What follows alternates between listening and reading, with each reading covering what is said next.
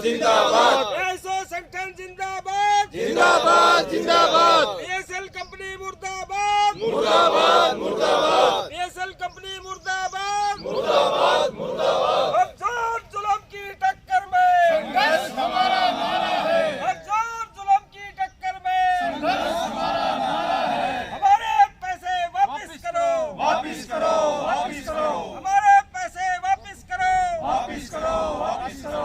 ऐसो संगठन जिंदाबाद जिंदाबाद जिंदाबाद। ऐसो संगठन जिंदाबाद जिंदाबाद जिंदाबाद। ऐसो संगठन जिंदाबाद जिंदाबाद जिंदाबाद। बीएसएल कंपनी मुर्दाबाद मुर्दाबाद मुर्दाबाद। सारा इंडिया मुर्दाबाद मुर्दाबाद मुर्दाबाद। सारा इंडिया मुर्दाबाद मुर्दाबाद मुर्दाबाद। आदर्श क्रेडिट कोऑपरेटिव सोसाइटी मुर्दाबाद मुर्दाबाद मुर्दाबाद। आदर्श क्रेडिट कोऑपरेटिव सोसाइटी मुर्दाबाद मुर्दाबाद मुर्दाबाद। सारा इंडिया मुर्दाबाद मुर्दाबाद मुर्दाबाद। बीएसएल मुर्दाबाद मुर्दाबाद मुर्दाबाद। हमारे पैसे वापस करो वापिस करो वापिस करो। हाँ जी, मेरा नाम रवि कुमार है। मैं भिवानी से बिलोंग करता हूँ और मैं भी इस कंपनी से जुड़ा था कि साथी ने मेरे को जोड़ा था भी इसमें ऐसे काम करना है और खाते खोलने लोगों के उनको ब्याज मिलेगा, आपको कमीशन मिलेगा। तो उस टाइम बेरोजगार थे, काम की तलाश थी, कंपनी से जुड़ गए। कंपनी का पीछे का बैकग्राउंड देखा भी बढ़िया कंपनी है, सरकार ने इसको परमिशन दे रखी है सेबी से, और उस वजह से हम भी इसमें जुड़ गए, लोगों का पैसा लगवाया, इन्वेस्ट करवाया। लेकिन 2014 में जब बीजेपी सरकार आई, मैं तो कह रहा हूँ भ्रष्ट सरकार आई, तो उसने कंपनी के डॉक्यूमेंट्स में क्या कमी थी क्या नहीं थी वो तो बताया नहीं, किसी को कंपनी को बैन कर दिया। उस वजह से जो इसमें काम करने वाले थे, हम जैसे कई लाखों वर्कर, उनकी रोजगारी गई, वो बेरोजगार हो गए। और जो 6000 निवेशक, 6000 करोड़ पूरे देश से निवेशक थे, उनका पैसा डूब गया। लेकिन सरकार ने ये नहीं सोचा भी कई लाखों जो काम करने वाले हो बेरोजगार हो जाएंगे, लोगों का पैसा डूब जाएगा, कम से कम उनका पैसा दिला के फिर कंपनी को बंद करे। तो हमारी सरकार से यही मांग है कि पिछले 8-9 सालों से कंपनी बंद है और हम दर दर की ठोकरें खा रहे हैं। कभी जंतर मंतर पे धरना दे रहे हैं, कभी डीसी को, कभी सांसद को, कभी एमएलए को, कभी चीफ मिनिस्टर को ज्ञापन दे रहे हैं अपने काम धंधे छोड़ के। बेरोजगार तो वैसे ही हम लोग, हमारे कपड़े पाड़ते हैं जिनके हमने पैसे जमा करवाए थे कंपनी में। तो हमारा को कोई रास्ता दिखाए और हमारा पैसा जो निवेशकों का है वो जल्द से जल्द लौटाए, नहीं तो हम जो हमारी आगामी रणनीति है, मैं तो यही कहूंगा सरकार को कि सरकार जाग जाए। पहले भी हमने उग्र प्रदर्शन किया है, लेकिन अब उससे बहुत ज्यादा बढ़ चढ़कर हम उग्र प्रदर्शन करने के लिए मजबूर होंगे अगर सरकार ने हमारा पैसा जल्द से जल्द नहीं लौटाया तो। और जो भी उसकी हानि होगी, सड़कों पे हो, कोई सरकारी प्रॉपर्टी की हो, उसके जिम्मेदार ऊपर जो हमारे बैठे प्रधान सेवक कहते हैं अपने आप को, मैं प्रधान सेवक हूं, मैं सबका साथी हूं, तो वो हमारा पैसा दिलाए और गरीब जो जनता उनकी आय ना लगे। तो इसके बारे में जल्द से जल्द सुप्रीम कोर्ट को ऑर्डर दे, कार्रवाई करवाए। तो हम तो यही गुजारिश करते हैं, हमारी रिक्वेस्ट है कि हमें ना भगत सिंह बनना पड़े, ना हमें कोई उग्र प्रदर्शन करना पड़े, हमारा पैसा जल्द से जल्द मिल जाए।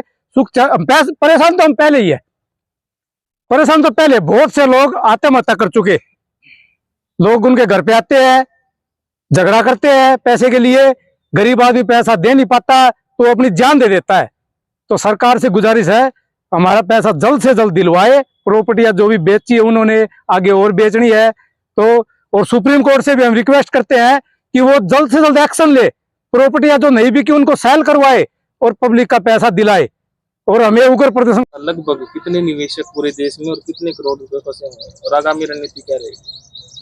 मेरा नाम रामजस है, एआईएसओ संगठन से संबंध रखता हूं।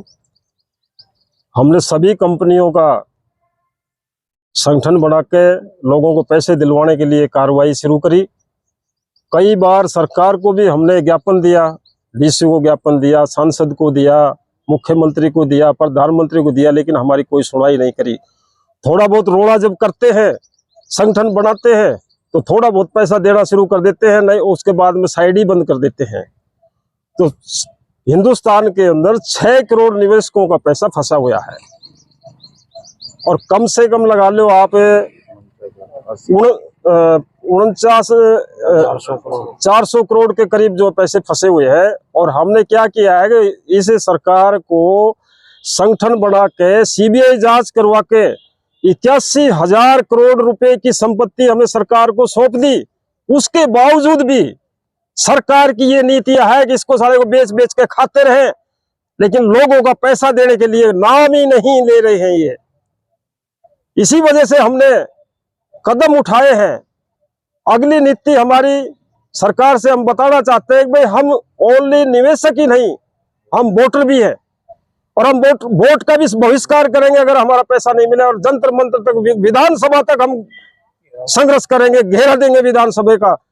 और हम खुल के कहते हैं अगर सरकार ने हमारी बात नहीं मानी तो कोई भी कदम उठा सकते हैं, और किसी भी निवेशक का कोई नुकसान हुआ तो सरकार जिम्मेवार होगी। धन्यवाद। कंपनी का नाम लो। कंपनी PSL कंपनी, आदर्श कंपनी, किंगफिशर, कई तरह की जितनी भी चिट फंड कंपनी है सभी की कार्रवाई करने के लिए हम आगे आए हैं, और संगठन को बढ़ाएंगे। धरना प्रदर्शन भी करेंगे, DC ऑफिस पे भी धरना प्रदर्शन करेंगे, दिल्ली के अंदर भी धरना प्रदर्शन करेंगे।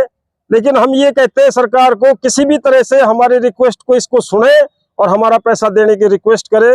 धन्यवाद। मेरा नाम प्रदीप राठी है।